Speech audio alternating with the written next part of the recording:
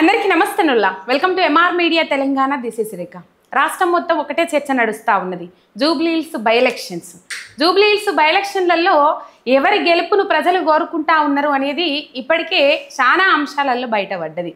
Right, Jubilee Hills గెలుపు ఎవరిది, జూబ్లీహిల్స్లో ఎవరు గెలవబోతా ఉన్నారు, ఎవరికి అనుకూల వాతావరణం ఉన్నది అనే అంశాలు మనతో మాట్లాడడానికి ప్రముఖ రాజకీయ విశ్లేషకులు వి ప్రకాష్ అన్న ఉన్నారు. అన్నతో మాట్లాడదాం, అన్నకు వెల్కమ్ చేద్దాం. అన్న నమస్తే. నమస్కారం. ఎట్లున్నారు అన్న? ఫైన్, థ్యాంక్ యూ రేఖ. అన్న మొత్తం రచ్చ కొనసాగుతా ఉన్నట్టు కనబడతా ఉన్నది. మెయిన్ కీలకం ముస్లిం మైనార్టీ ఓట్లు అని అంటారు కదన్న. ఈ ముస్లిం మైనార్టీ ఓట్లు వాళ్ళ బొచ్చలలో రాల్పించుకోవడానికి అజారుద్దీన్కి మంత్రి పదవి ఇచ్చినని ముచ్చట్లు అయితే వినబడతా ఉన్నాయి. ఈ మంత్రి పదవి ఇచ్చినంత మాత్రాన ఎంఐఎం ఓట్లన్నీ కాంగ్రెస్కి పడే అవకాశం ఉంటుందా అన్న? ముందు కూడా లేదు, ఇప్పుడు కూడా లేదమ్మా. ఎందుకంటే ఎంఐఎం ఓట్లు కాదు అవి. ఫస్ట్ ఎంఐఎం అక్కడ ఎప్పుడు కూడా పెద్దగా ఓట్లను మూట కట్టుకోలే. పోయినసారి అజారుద్దీన్ కాంగ్రెస్ టికెట్ మీద పోటీ చేశాడు. మజ్లిస్ పోటీ పెట్టింది, 7,000 కూడా రాలేదు మజ్లిస్కి. సో ముస్లిమ్స్ ఎప్పుడు కూడా ఇక్కడ మజ్లిస్ ఓట్ బ్యాంక్ కాదు. అక్కడ ఎప్పుడు కూడా ఓఎస్సీ బ్రదర్స్ వచ్చి మీటింగులు పెట్టింది లేదు, ఆ ప్రజలను చూసుకున్నది లేదు. ముస్లిమ్స్ ఉన్న కాడల్లా మజ్లిస్ ఉన్నదనుకోవడం తప్పది. ఇప్పుడు తెలంగాణలో ముస్లిమ్స్ 40 నియోజకవర్గాల్లో గెలుపు ఓటములను తారుమారు చేయగలిగిన స్థాయిలో ఉన్నారు. కానీ మజ్లిస్ ఎక్కడన్నది? మజ్లిస్ ఎక్కడ? ఒక ఓల్డ్ సిటీలో 7 నియోజకవర్గాల తప్ప ఎక్కడ లేదు. కాబట్టి ముస్లిమ్స్ ఉన్నంత మాత్రాన ఆడ మజ్లిస్ పార్టీ ఉన్నట్టు కాదు. రెండవది, వాళ్ళు పోటీ పెట్టగా మీరు కాంగ్రెస్కి వేయండి అని చెప్తే వేసేవాళ్ళు లేరు, వద్దంటే ఊరుకునే వాళ్ళు లేరు. కాబట్టి ముస్లిమ్స్లలో డివైడ్ అయింది ఓటు, ఒక దిక్కే లేదు. అజారుద్దీన్కి మంత్రి ప్రమాణ స్వీకారం చేసింది, ఇంతవరకు శాఖ కేటాయించలే. హోంశాఖ కావాలని మొండిపట్టు మీద ఉన్నాడు అజారుద్దీన్ అనే అంశాలు అయితే బయటకు వస్తూ ఉన్నాయి. ససేమిరా అంటారు రేవంత్ రెడ్డి అనే ముచ్చట వినబడతా ఉన్నది. ఈ నేపథ్యంలో ఈ కీసులాటలో అజారుద్దీన్ ఫుల్ సపోర్ట్ చేయగలుగుతారా? అజారుద్దీన్ చెప్పినా ఓటు వేసేవాళ్ళు ఎవరమ్మా? అట్లా అయితే పోయినసారి అజారుద్దీన్ గెలవాలి కదా. మరి కొంత ఓటు బ్యాంక్ అన్న ఓటు బ్యాంక్ అజారుద్దీన్కు లేదు. ఇప్పుడు ఎమ్మెల్యే ఎలక్షన్లలో వ్యక్తుల కంటే కూడా పార్టీల పట్లనే ఎక్కువ చూస్తారు. ఎందుకంటే చట్టసభలో ఆ పార్టీ అధికారంలో ఉందా, ప్రతిపక్షంలో ఉందా, అధికారంలో ఉన్న పార్టీకి వేస్తే మాకేం మేలు జరుగుతుంది, ప్రతిపక్షంలో ఉన్న పార్టీకి వేస్తే మా సమస్యలు వినిపించగలుగుతారా, ఇట్లాంటివన్నీ ఉంటాయి. ఇప్పుడు బీఆర్ఎస్ గొప్పతనమే అది. అజారుద్దీన్కి అలా మంత్రి పదవి వచ్చిందంటే ఆ క్రెడిబిలిటీ ముస్లిమ్స్ కాంగ్రెస్కి ఇవ్వరు, బీఆర్ఎస్కి ఇస్తారు. ఎందుకు అంటే చాలా రోజుల నుంచి బీఆర్ఎస్ అంటుంది. స్వాతంత్రం వచ్చిన తర్వాత ఇక్కడ ఏర్పడ్డ ఏ మంత్రివర్గంలో అయినా ఒక మైనార్టీ, ఒక ముస్లిం లేకుండా ఏ మంత్రివర్గం లేదు. కేసీఆర్ గారు 2 సార్లు కూడా, ఒకసారి అయితే ఆయన కాక ఒక్కరికే మంత్రిగా అవకాశం ఇచ్చారు. ఆ ఒక్కరు కూడా మహమూద్ అలీ. అంటే 6 నెలల పాటు ఇద్దరే ఉన్నారు, ముఖ్యమంత్రి మహమూద్ అలీ గారు. తర్వాత మిగతా మంత్రివర్గ సభ్యులు వచ్చారు. అట్లాగే బూరుగుల రామకృష్ణారావు ముఖ్యమంత్రి ఉన్నప్పటి నుంచి, ఇప్పుడు మోయిన్ నవాజ్ జంగానే అప్పుడు బూరుగుల రామకృష్ణారావు గవర్నమెంట్లో మంత్రిగా ప్రమాణ స్వీకారం చేశాడు. ఆయనే తర్వాత నీలం సంజీవ్ రెడ్డి, దామోదరం సంజీవయ్య మంత్రివర్గాల్లో కూడా మంత్రిగా ఉన్నారు. నాదెండ్ల భాస్కర్ రావు నెల రోజులే మంత్రిగా ఉన్నాడు. ఆ నెల రోజులు కూడా ఇక ఓవైసీ ఫాదర్ను సుల్తాన్ సలావుద్దీన్ ఓవైసీని మంత్రిగా పెట్టాడు. అంటే ఏనాడు కూడా మంత్రి లేకుండా, ముస్లిం వర్గంలో మంత్రి లేకుండా క్యాబినెట్ లేదు. అయితే ఈ విషయాలన్నీ బీఆర్ఎస్ బయట పెట్టడంతో, గట్టిగా ప్రశ్నించడంతో వాళ్ళ అజారుద్దీన్కి ఇచ్చారు. ఇదేదో ఆ క్రెడిట్కి బీఆర్ఎస్కే ఉంటుంది. రెండవది, ఆయనకు మంత్రివర్గంలో సభ్యత్వం ఇచ్చిన తర్వాత పెద్దగా స్వింగ్ ఏం లేదు ముస్లిమ్స్లలో. అయితే అప్పుడు ఒక సర్వే జరిగింది, బిలియన్ కనెక్ట్ అని. బిలియన్ కనెక్ట్ అయితే ఆ సర్వే ద్వారా ఈ ఎక్కువ ముస్లిమ్స్ బీఆర్ఎస్ వైపు ఉన్నారు. మజ్లిస్ అత్యంత కరప్షన్ పాల్పడే పార్టీలలో 2వ పెద్ద పార్టీ అని చెప్పి ముస్లిమ్సే ఆ పార్టీని ప్రశ్నించారు. ఇప్పుడు బీజేపీ 39% ఉంటే 31% మజ్లిస్ కరప్టెడ్ పార్టీ అన్నారు. బీఆర్ఎస్కి వచ్చేసరికి 10% అన్నారు. కాంగ్రెస్కి 27% ఇచ్చారు. టీఆర్ఎస్కి 64%, కాంగ్రెస్కి 27% ఇచ్చారు ఓట్స్ ఆ సర్వేలో. ఇవన్నీ చూసినాక ఈ బీఆర్ఎస్ చెప్తున్న దానికి ప్రజల లోపల క్రెడిబిలిటీ వస్తుంది అన్నట్టుగా దానికోసమని ఇచ్చారు. వాళ్ళ ఉద్దేశం మాత్రం ఎలక్షన్లలో ఓటర్లను ఇన్ఫ్లుయెన్స్ చేయడానికే అజారుద్దీన్కు మంత్రి పదవి ఇచ్చారు. అయితే ఇక్కడ ఎలక్షన్ కమిషన్ సైలెంట్గా ఉన్నదంటే ఏమనుకోవాలి? ఎందుకంటే ఆయన జూబ్లీహిల్స్లో ఓటర్, ఆయన జూబ్లీహిల్స్లో పోయినసారి క్యాండిడేటు. ఎలక్షన్ కమిషన్ కోడ్ అనేది ఆయనకు వర్తించదా? రాజ్భవన్ పోయి మంత్రి ప్రమాణ స్వీకారం ఎట్లా చేస్తాడు? చేయనిచ్చిళ్ళు ఆపాలి కదా ఎలక్షన్. ఇప్పుడు కోడ్ ఉద్దేశం ఏంది? ఎన్నికలల్లో అధికార పార్టీ ప్రభావితం చేయకూడదనే కదా కోడ్ పెట్టింది. ఎటువంటి ప్రలోభాలు ఏదన్నా కానీ ప్రలోభాలనే కాదు. ఇప్పుడు ఏ జీవో ఇవ్వకూడదు అంటారు కదా డెవలప్మెంట్ సంబంధించి. మరి ఒక ముస్లింను మంత్రివర్గంలోకి తీసుకోవడాన్ని ఎలక్షన్ కమిషన్ ఎందుకు ఆపదు? అంటే ఇక్కడ ఏంది, ఎలక్షన్ కమిషన్ ఎవరి కంట్రోల్ ఉంటుంది? ఇది ఎమ్మెల్యే ఎలక్షన్లలో ఎలక్షన్ కమిషన్ ఎవరి కంట్రోల్ ఉంటుంది? ఢిల్లీ ఎలక్షన్ కమిషన్ కంట్రోల్లో ఉంటుంది.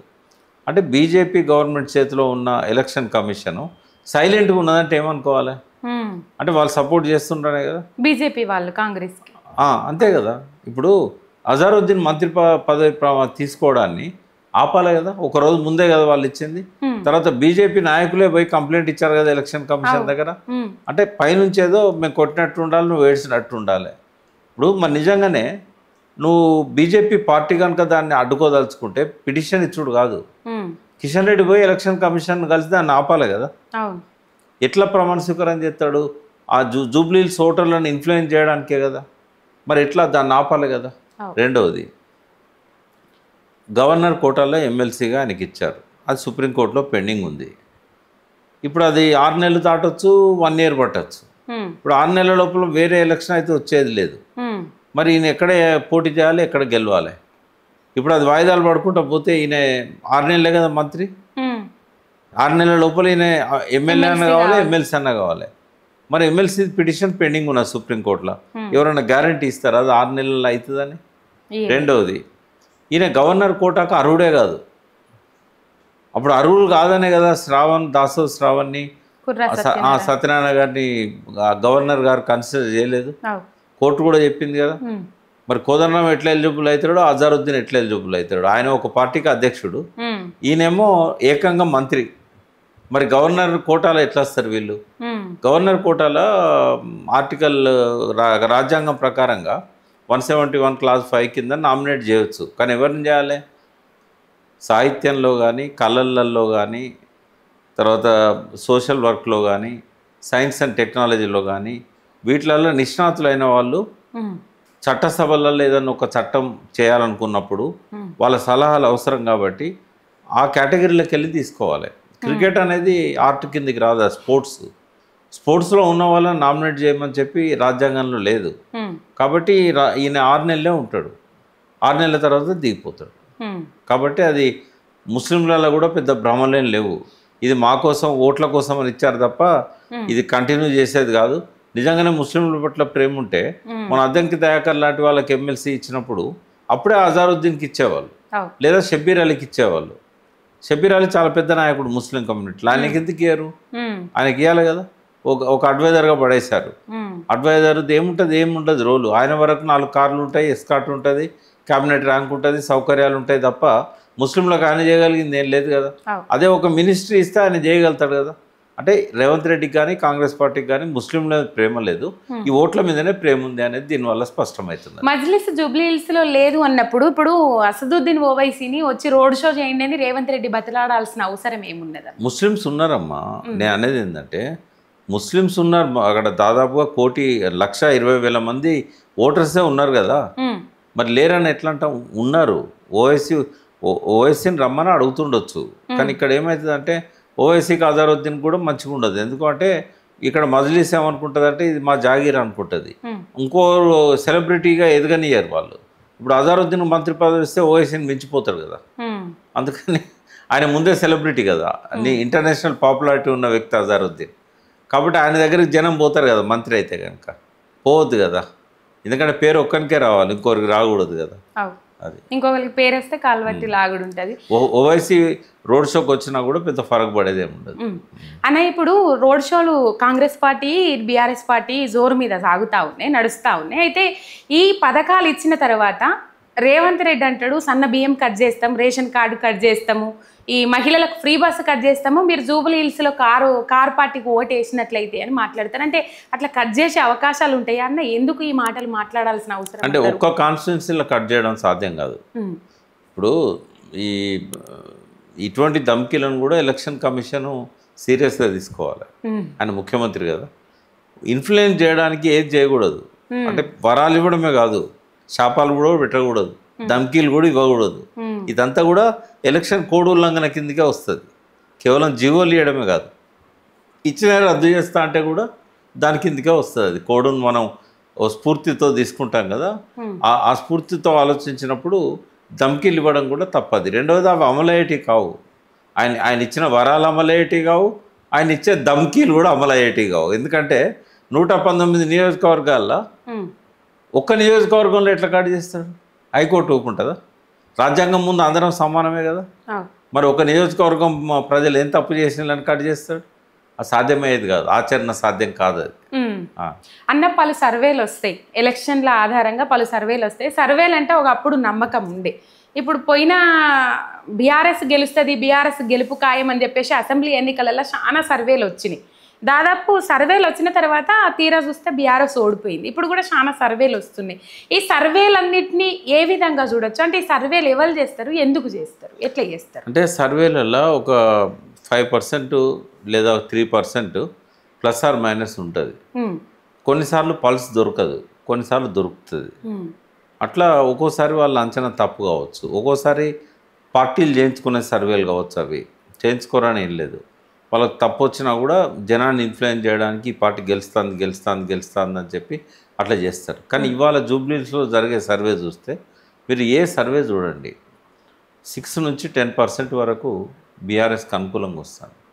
కొన్నిట్లా 6 వస్తుంది, కొన్నిట్లా 9 వస్తున్నది. ఈవెన్ 6% అన్నా కూడా ఓటర్స్ ఎంతమంది ఓట్లు వేస్తారు? 2 లక్షల మంది వేస్తారు. అంటే 12,000 మెజారిటీ అన్నట్టు. 6% అంటే 10% అంటే 20,000 నుంచి అబోవ్ మెజారిటీ. కాబట్టి మెజారిటీ ఎంత అనేదే ప్రశ్న. గెలవడం మాత్రం బీఆర్ఎస్ వంతే అని చెప్పి ఇప్పటిదాకా ఉన్న ప్రచారం కానీ, ఇప్పటిదాకా ఉన్న జనం స్పందన కానీ, సర్వేలలో వచ్చింది కానీ ఏ ఒక్క సర్వే కూడా తక్కువ చేసి చూపెట్టలేదు. ఓడిపోతుందని చెప్పిన సర్వేనే లేదు. ఆ రేవంత్ రెడ్డి ఒక్కడు తప్ప ఓడిపోతుందని ఏ కాంగ్రెస్ మంత్రి కూడా అంటలేడు. వాళ్ళు కూడా టఫ్ ఉన్నదని చెప్తాను. ఫలానా డివిజన్లో బీఆర్ఎస్కి ఎక్కువ ఉన్నాయి, ఫలానా డివిజన్లో కాంగ్రెస్కి ఎక్కువ ఉన్నాయి, నవీన్ యాదవ్ అంటే వ్యక్తిగతంగా ఉన్నదని ఇట్లా చెప్తున్నారు. బట్ ఆయన కూడా ధమ్కీలు ఇచ్చడం మొదలు పెట్టిండు. ఆయన ఎవరు రావద్దు, ఎట్లా వస్తారో చూస్తాం, జూబ్లీస్ ఎట్లా పోతారో చూస్తాం ఇక్కడి నుంచి అని మాట్లాడుతున్నాడు. ఎప్పుడైతే ఇట్లా మాట్లాడతారో నెగటివ్ అవుతుంది. ఎడ్యుకేటెడ్ ఓటర్స్ కూడా చాలా ఎక్కువ ఉన్నారు జూబ్లీస్లో. తర్వాత ప్రజలు ఆలోచిస్తారు కదమ్మా, ఏ పార్టీ ఉన్నప్పుడు అధికారంలో మనకు మేలు జరిగింది.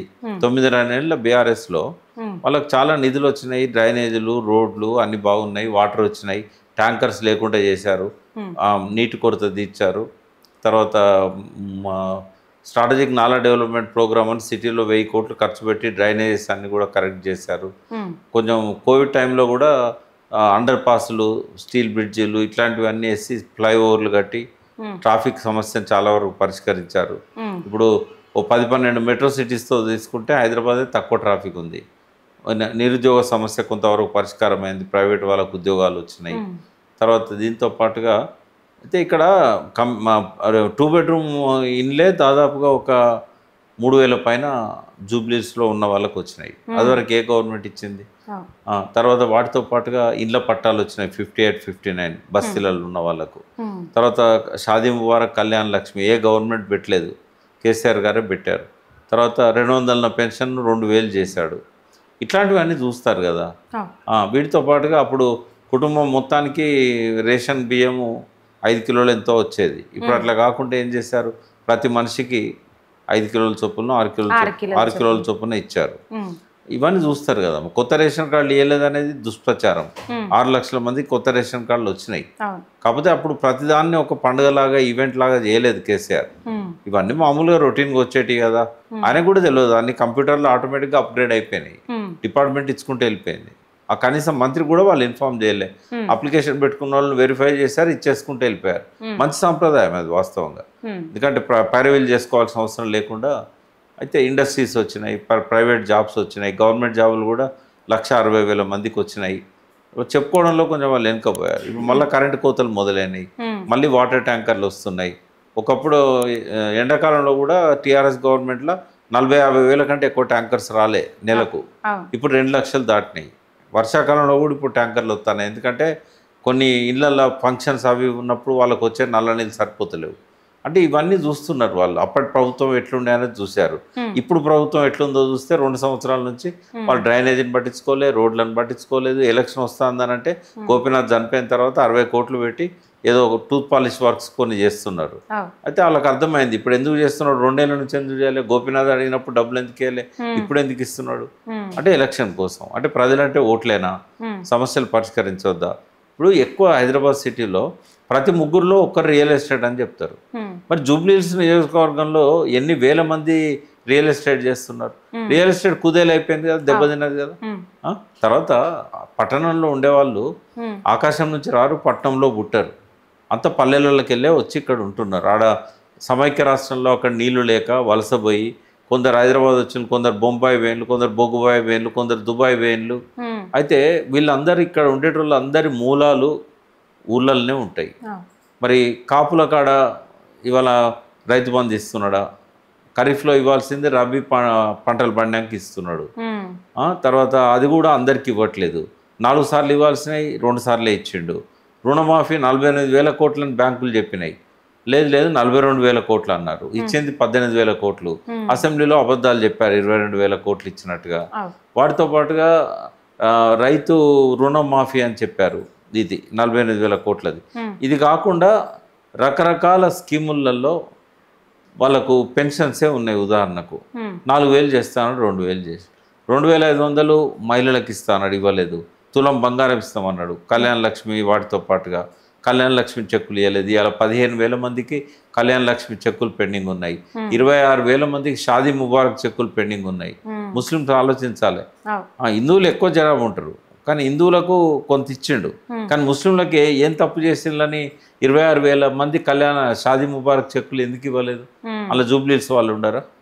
తర్వాత ఇప్పుడు షార్ట్ లిస్ట్ అయిన 2 బెడ్రూమ్ ఇల్లు కానీ ఇవ్వలేదు. జూబ్లీహిల్స్లో ఇంకా 500 మంది షార్ట్ లిస్ట్ అయి ఉన్నాయి, అవి ఇప్పటివరకు ఇవ్వలేదు. వాళ్ళు దావత్ చేసుకున్నారు ఇల్లు వచ్చిందని, 2 ఏళ్ళు అయింది. తర్వాత ఎస్సీలకు దళిత బంధు ఇచ్చాడు కేసీఆర్, దాదాపు చాలామందికి డిస్పర్స్ అయినాయి కూడా.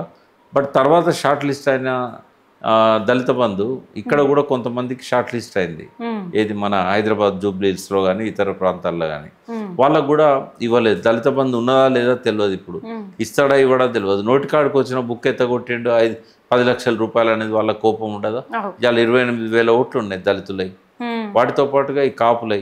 ఇప్పుడు యాదవ్ క్యాండిడేట్కి ఇచ్చినంత మాత్రం యాదవ్లు ఓట్లేస్తారా? ఎందుకంటే ఇవాళ మొదటిసారి గొర్రెల పథకం పెట్టినప్పుడు 3,74,000 యూనిట్లు ఇచ్చాడు కేసీఆర్. 3,74,000 మందికి అన్ని యూనిట్లు అంటే 21 గొర్రె చొప్పున వాళ్ళకు వచ్చినాయి. రెండోసారి ఫేజ్ 2లో 3,24,000 వచ్చినాయి. మూడో ఫేజ్లో 15,50,000 ఉండే. ఈ 1,50,000 షార్ట్ లిస్ట్ అయినాయి, మార్జిన్ మనీ కట్టారు, ఇప్పటివరకు ఇవ్వలేదు. 2 సంవత్సరాలు అయింది. అదే కేసీఆర్ ఉంటే ఇచ్చేవాడు కదా. మరి వాళ్ళు కేవలం వాళ్ళ కులపోని టికెట్ ఇచ్చినంత మాత్రాన వాళ్ళకి జరిగిన అన్యాయాన్ని మర్చిపోతారా? రేవంత్ రెడ్డి ఇస్తా అన్న ఏవి ఇవ్వలే కదా, ఒక బస్సు తప్ప ఇంకేమి ఇచ్చింది లేదు కదా. అది కూడా ఏం చేసిండు, మహిళలకు ఇచ్చిండు, మగవాళ్ళకు డబల్ చేసిండు. అంటే వీళ్ళకి ఇచ్చిందంతా వాళ్ళ దగ్గర వసూలు చేస్తాడు కదా. ఇక మరి ఏ పథకం ఇచ్చినట్టు ఆయన? అంటే కరెంటు కూడా అది కూడా చక్కగా ఇస్తలేదు 200 యూనిట్లు. అంటే ఇవన్నీ కూడా చూసినప్పుడు 6 గ్యారంటీల పేరుతో ఇచ్చిన 13 హామీలల్లో కనీసం 6 హామీలు కూడా పూర్తిగా అతను ఫుల్ఫిల్ చేయలే కదా. మరి ఇవన్నీ ప్రజలు ఆలోచిస్తారు కదా. వెనకట్లాగా ఎడ్డిగుడ్డి ఓటర్లు కాదు కదా జూబ్లీహిల్స్ వాళ్ళు. చాలామంది బంగ్లాల్లో ఉంటున్నారు. ఇవాళ 70% ఓటర్లు బంగ్లాలలో ఉన్న వాళ్ళే ఓట్లేస్తున్నారు. బస్తీల వాళ్ళది 30%. ఎందుకంటే ఒకప్పుడేమో అన్ని బస్తీలే ఉండేది, ఇప్పుడు బస్తీలలో కూడా కొన్ని బంగ్లాలు అయినాయి. 1 ఎకరంలో 30 ఇండ్లు బస్తీ ఉంటే ఆ 30 ఇండ్లల్లో ఇలా 300 ఫ్లాట్లు వచ్చినాయి, 3,000 ఫ్లాట్లు వచ్చినాయి. కాబట్టి పెరుగుతూ ఉన్నారు. వాళ్ళల్లో ఎక్కువ మంది ఎడ్యుకేటెడ్స్ ఉన్నారు, వాళ్ళకు నిరుద్యోగ సమస్య ఉన్నది. ఇవన్నీ చూస్తున్నారు కదా. నిరుద్యోగులు ఎట్లా ప్రచారం చేస్తున్నారు, ఆ RRR సంబంధించిన బాధితులు వచ్చి ఎట్లా ప్రచారం చేస్తున్నారు. మరి దాని ఇంపాక్ట్ ఉండదు ఆ ప్రజల మీద. ఇప్పుడు కేసీఆర్ ఏమో పట్టాలు ఇచ్చిండు, రేవంత్ రెడ్డి ఏమో బుల్డోజర్లో పంపి హైదరాబాద్ పేరుతో కూలగొట్టిండు. ఆ కూలగొట్టిన వాళ్ళ బాధలు ఎట్లున్నాయి, చిన్న చిన్న పిల్లలు ఎట్లా ఏడుస్తున్నారు, మరి హృదయ విదారకంగా ఉన్నాయి. అవన్నీ కదిలించవా జూబ్లీహిల్స్ ఓటర్లను? ఇంకోటి ఏంటంటే ఇప్పుడు వాళ్ళు కనుక రేవంత్ రెడ్డి చెప్పే అబద్ధాలు నమ్మి మళ్ళీ ఓట్లేసారనుకో, మాయమాటలు నమ్మి, జనంలో ఏం మెసేజ్ పోతుంది? జూబ్లీహిల్స్ ఓటర్లు దొంగల మాటలకు విలువనిస్తున్నారు, అవినీతికి మోసపు మాటలకు వాళ్ళు నమ్మి ఓట్లేస్తున్నారు. ఇదంతా కూడా ఏంటంటే రేవంత్ రెడ్డి చేసే ఈ దౌర్భాగ్య పనులన్నిటికి కూడా సపోర్ట్ చేసినట్టు కాదా? ఆయన మోసాన్ని సపోర్ట్ చేసినట్టు కాదా? అంటే ప్రజలు ఏమనుకోరు? వాళ్ళను మనం మాట ఇచ్చి మోసం చేసినా కూడా ప్రజలు మనకు ఓట్లేస్తారు అంటే ఈ మెసేజ్ పోతే జూబ్లీహిల్స్ ప్రజలను రాష్ట్ర ప్రజలు క్షమిస్తారా? ఇక్కడ మన కులపోడనో మన దగ్గరోడనో అట్లా కాదు కదా. ఆ పిల్లోడు మంచోడు కావచ్చు, ఆయన తండ్రి పరిష్కారాలు చేయవచ్చు చాలా ఇష్యూస్. ఇక్కడ చూడాల్సింది అది కాదు కదా. ఇప్పుడు ఇవాళ కాంగ్రెస్ ప్రభుత్వము హామీ ఇచ్చి అమలు చేయట్లేదంటే ఇప్పుడు నువ్వు గెలిపించినావు అనుకో, ఇంకా 3 ఏళ్ళు కూడా అమలు చేయరు. మీరు ఎవరు నష్టపోతున్నారు? జనాలు నష్టపోతారు. రేవంత్ రెడ్డికి ఏమైనా పోయేది ఉందా? నవీన్ యాదవ్కి ఏమైనా పోయేది ఉందా? కాబట్టి ప్రజలు ఆలోచించాలి ఓటేసే ముందు. ప్రచారం నడుస్తూ ఉన్నదన్న ఒక ప్రచారం ఏమైతే నడుస్తూ ఉన్నదో దాదాపు చాలా ఛానళ్ళు కానీ సోషల్ మీడియా కానీ ఈ హెడ్డింగ్ పెట్టుకొని నడిపిస్తూ ఉన్నాయి. ఏ హెడ్డింగ్ అంటే కవిత భయం పట్టుకున్నది బీఆర్ఎస్ పార్టీకి అని చెప్పేసి. ఆమె ఒక ప్రోగ్రాంలో తిరుగుతూ ఉన్నారు. ఆ ప్రోగ్రాంలో కొన్ని విమర్శలు చేస్తూ ఉన్నారు. అమరవీరులకు కేసీఆర్ న్యాయం చేయలేదు అని చెప్పేసి ఒకటి, లేకపోతే ఫోన్ ట్యాపింగ్ చేసిండ్రని ఇంకొకటి, ఇట్లా కొన్ని ప్రచారాలు చేసుకుంటూ పోతూ ఉన్నారు. అదిని బేస్ చేసుకొని జూబ్లీహిల్స్ బై ఎలక్షన్లలో రేవంత్ రెడ్డి గారే స్వయాన మాట్లాడిన మాట, సొంత చెల్లెకు న్యాయం చేయనోడు ఇక్కడ ఆడబిడ్డలకు న్యాయం చేస్తాడా అని చెప్పేసి. ఈ ఇంపాక్ట్ జూబ్లీహిల్స్ బై ఎలక్షన్లలో పడే అవకాశం ఉంటుంది అంటారా?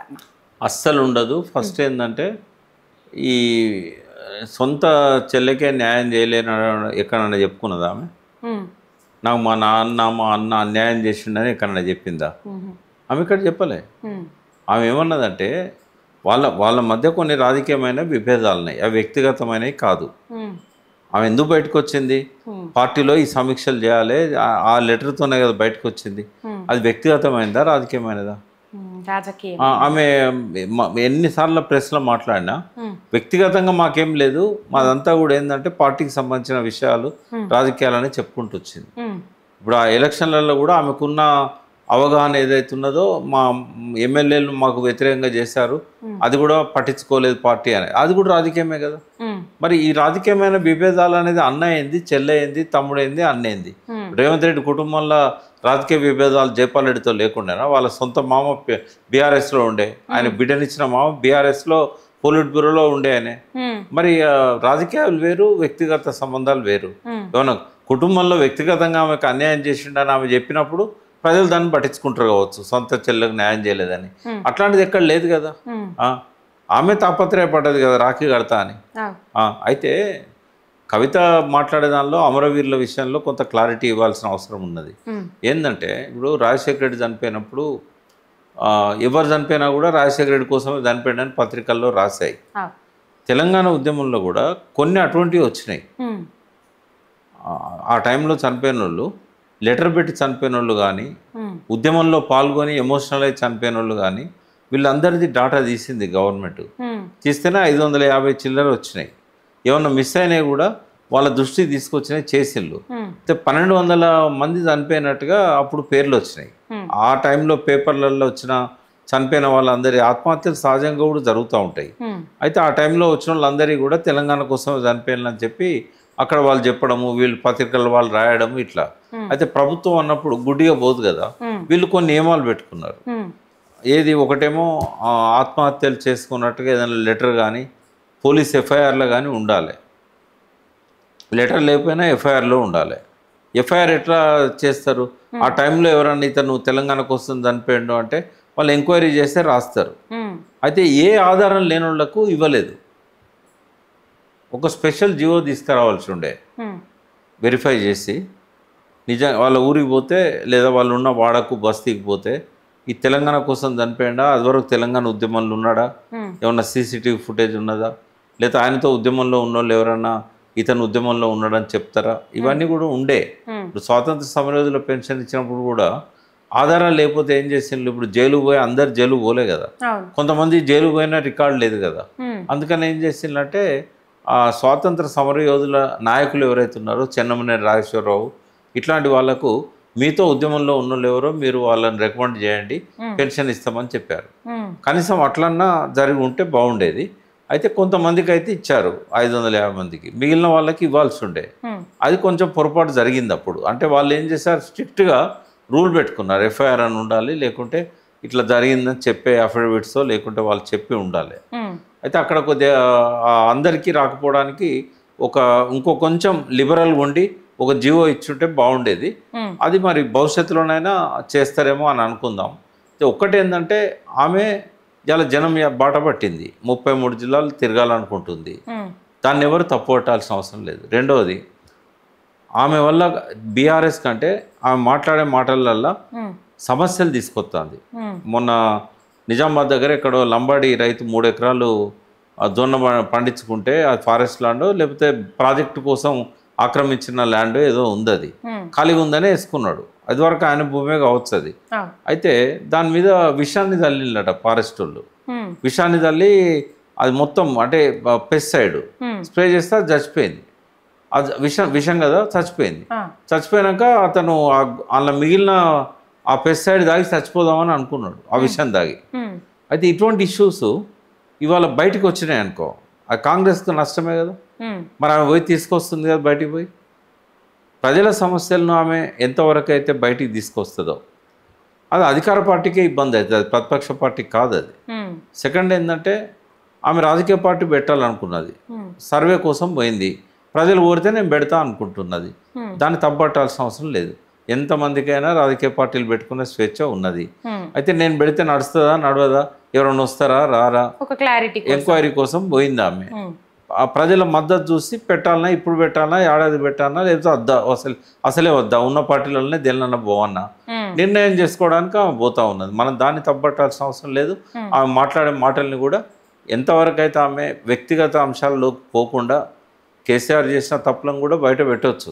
ఏమన్నా నిజంగానే ప్రజలు నమ్మే విధంగా వాస్తవాలకు దగ్గరగా ఉంటే తప్పకుండా బయట పెట్టాలి. ఎందుకంటే నెక్స్ట్ టైం అయినా సవరించుకోవడానికి అవకాశం ఉంటుంది.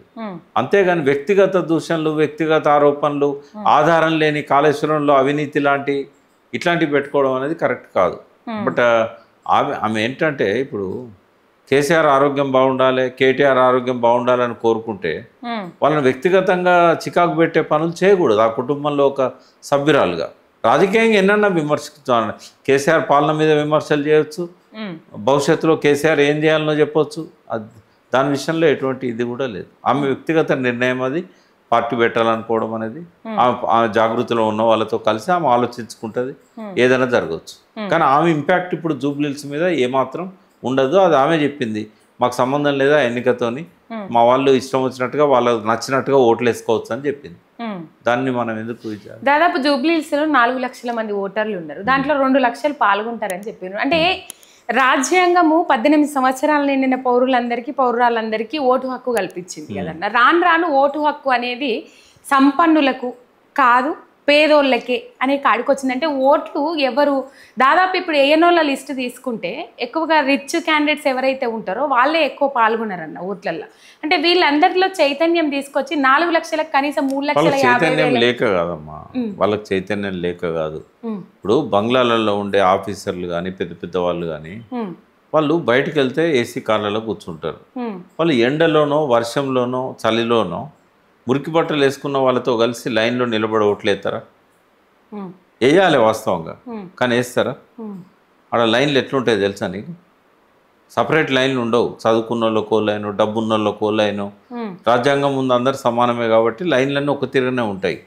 ఆ లైన్లలో బిచ్చం ఆడుకునేటోడు వస్తాడు, వానికి ఓటు ఉంటుంది, ఒక రోగిష్టి వస్తుంది. ఇవాళ రేపేంది విపరీతమైన ఇన్ఫెక్షన్లు వస్తున్నాయి. ప్రాక్టికల్గా ఆలోచిద్దాం. ఇప్పుడు ఈ ప్రభుత్వం బస్తీ దవాఖానాలలో ఏం గోళీలు పెట్టలేదు, డాక్టర్లు కేసీఆర్ బస్తీ దవాఖానాలు పెడితే వీళ్ళు నిర్వీర్యం చేశారు. ఎంతోమంది ఫ్లూ ఉంటుంది, ఎంతోమందికి ఇప్పుడు ఇది వర్షాకాలం వైరల్ ఎఫెక్ట్ ఉంటుంది. లైన్లలో నిలబడ్డప్పుడు పక్కన వాళ్ళకు ముందటి వాళ్ళకి అందరికీ వస్తుంది. అది వాళ్ళు మాకు అవసరమా ఇదంతా, మేము ఒక్కరం ఓటేయకపోతే గెలవరా వాళ్ళు అనే ఫీలింగ్ వస్తుందా రాదా? అందుకే నేను 20 ఏళ్ళ కింద సజెస్ట్ చేసిన, ఏమన్నా అంటే ఎక్కడైతే ఎన్నిక జరుగుతుందో ఆ రోజు అక్కడ కర్ఫ్యూ పెట్టాలి, ఎవరి ఇంట్లోకి వెళ్ళి బయటికి రావద్దు. ఈ ఎలక్షన్ బూత్ ఇప్పుడు ఎక్కడైతే ఎన్ని బూతులు ఉంటాయి, ఇప్పుడు 600 బూతులు ఉన్నాయి అక్కడ, దాదాపు ఎన్ని బూతులను ఉన్నాయి? 200 ఉన్నాయి, 400 ఉన్నట్టున్నాయి. ఈ 7 డివిజన్లకు 7 డివిజన్లకు. అయితే ఈ 400 బూతులలో ఎవరెవరు ఉంటారు? బూతుల పోలింగ్ ఆఫీసర్స్ ఉంటారు, వాళ్ళ స్టాఫ్ ఉంటారు, ఎలక్షన్ ఏజెంట్స్ ఉంటారు.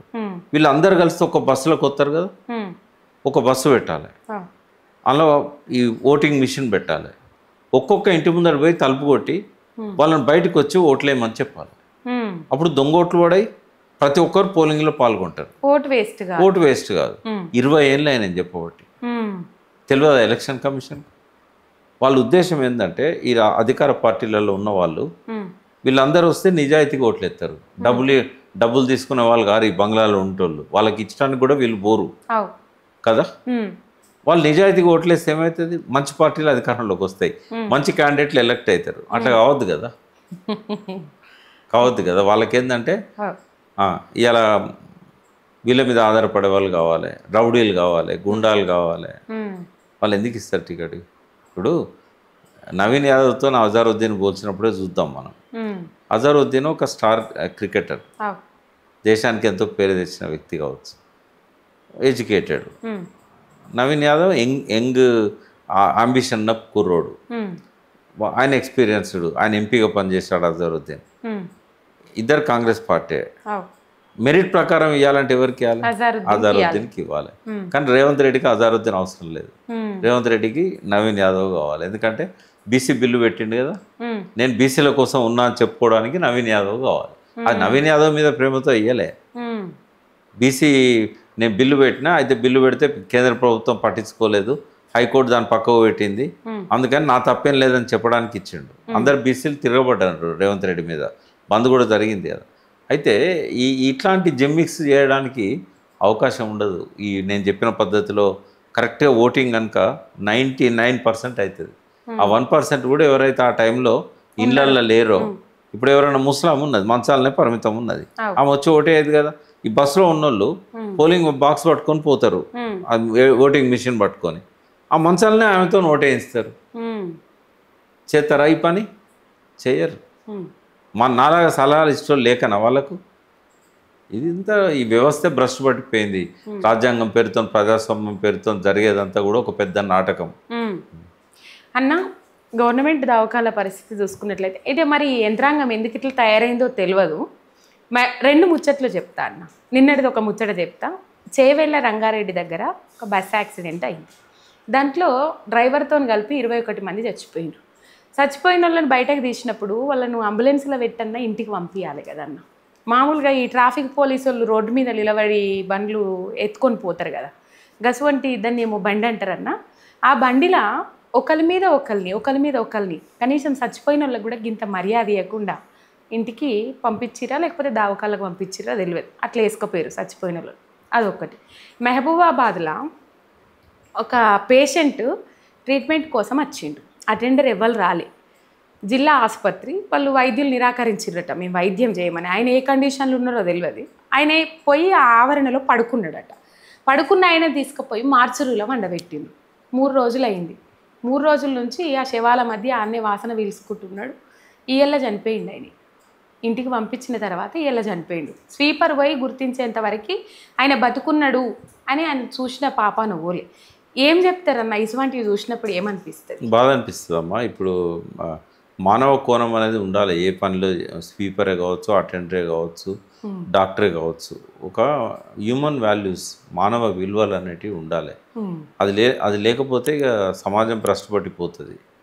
మరి అక్కడ అతను చనిపోయిందని అనుకుంటే డాక్టర్ కదా సర్టిఫై చేయాల్సింది. తను మార్చిలో ఎవరు పెట్టాలి? డాక్టర్ సర్టిఫికేట్ ఇస్తేనే కదా మార్చిలో పెట్టాల్సింది. అతను ఏదో స్పృహ తప్పి పడిపోయాడు, తినలేదు కావచ్చు 4-5 రోజుల నుంచి. మరి అతను చనిపోయిండని ఎట్లా డిక్లేర్ చేస్తారు, ఎట్లా పెడతారు? పోనీ అటెండర్ పెట్టిండు, పొద్దుగాల చూసిండు, కూర్చేటప్పుడు అలా పెట్టిండు. పెట్టినాక డాక్టర్ వచ్చినాక చెప్పాలి కదా, ఇట్లా ఒక ఆయన ఇక్కడ పడిపోయింటే అలా పెట్టినా, ఒకసారి చెక్ చేయండి సార్ అని చెప్పాలి కదా. ఇప్పుడు ఏమైందంటే 2-3 రోజులు మార్చిలో ఉండే వరకు అలా వైరస్ ఉంటుందమ్మా. ఈ వైరస్ అంతా అతని శరీరంలోకి పోతుంది. పోయినాక అతను ఎట్లా బతుకుతాడు? వీళ్ళు ఎన్ని ఇచ్చినా కూడా యాంటీబయాటిక్స్ ఇస్తారు, లేకపోతే ఇంకోటి ఇస్తారు. అది దాని సరైన మందే కాదు ఆ వైరస్కి. ఎట్లా బతుకుతాడు ఆయన? అది ఇప్పుడు అదే కింద వరండాలో పడ్డప్పుడు తీసుకుపోయి బెడ్లో వండబెట్టి ట్రీట్మెంట్ ఇచ్చి ఉంటే బతికేవాడు. నిన్న నువ్వు చెప్పింది కూడా చాలా బాధాకరం అది. అట్లా అవసరానికి హెలికాప్టర్లు, అవసరం లేకుండా హెలికాప్టర్లు ఉంటాయి అన్నది. ఎందుకు హెలికాప్టర్ కూడా వాడలే కదమ్మా. మొన్న సీతక్క ఎమర్జెన్సీ అదివరకు సీతక్క కాంగ్రెస్ టీఆర్ఎస్ గవర్నమెంట్లో హెలికాప్టర్ అడగంగానే పంపిన్లు కాపాడిన్లు. తర్వాత ఇప్పుడు కాంగ్రెస్ గవర్నమెంట్లోకి వచ్చినాక హెలికాప్టర్ లేక చాలా మంది చనిపోయిన సందర్భాలను మనం చూసాం. ఉన్నా కూడా వాడలేదు దాన్ని. ఎమర్జెన్సీ అయితేనే వాడతాం అని ఇట్లాంటి కథలు చెప్పారు. ఇది మానవీయ కోణంతో పరిపాలన జరగట్లేదమ్మా. చాలా దుర్మార్గంగా. ఇప్పుడు ఉదాహరణకు ఆ రూట్లో వచ్చే పెద్ద పెద్ద కార్లు కావచ్చు, పెద్ద పెద్ద వెహికల్స్ కావచ్చు, బస్సులు కావచ్చు, ఎమర్జెన్సీ కాబట్టి ప్యాసింజర్లను దించి, జరిగింది కూడా ఆర్టీసీ బస్సే కదా, మరి ప్యాసింజర్లను దించి ఆ మంచిగా ఉన్న బస్సులల్లో వీళ్ళని ఒక్కొక్క సీట్లో ఒకరిని వండబెట్టి ఒక్కొక్క పడుకోబెట్టిన వ్యక్తి దగ్గర ఒక మనిషి ఉండి వాళ్ళని దవాఖానా తీసుకుపోయి జాయిన్ చేయాలి.